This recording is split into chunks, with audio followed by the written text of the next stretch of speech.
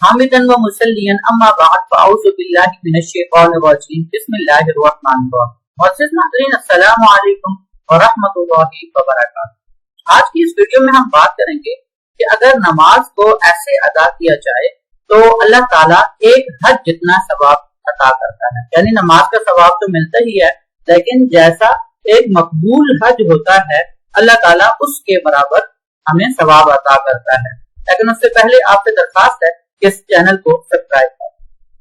حضرت ابو امامہ رضی اللہ تعالی عنہ سے روایت ہے کہ آپ صلی اللہ تعالی علیہ وآلہ وسلم کا فرمان ہے کہ جو آدمی جماعت سے فرض نماز پڑھنے نکلتا ہے تو اس کا ثواب حج کے برابر ہے، اور جو نفلی نماز کے لیے نکلتا ہے تو اسے مکمل عمرہ کا ثواب ملتا ہے۔ السلام علیکم ورحمۃ اللہ وبرکاتہ۔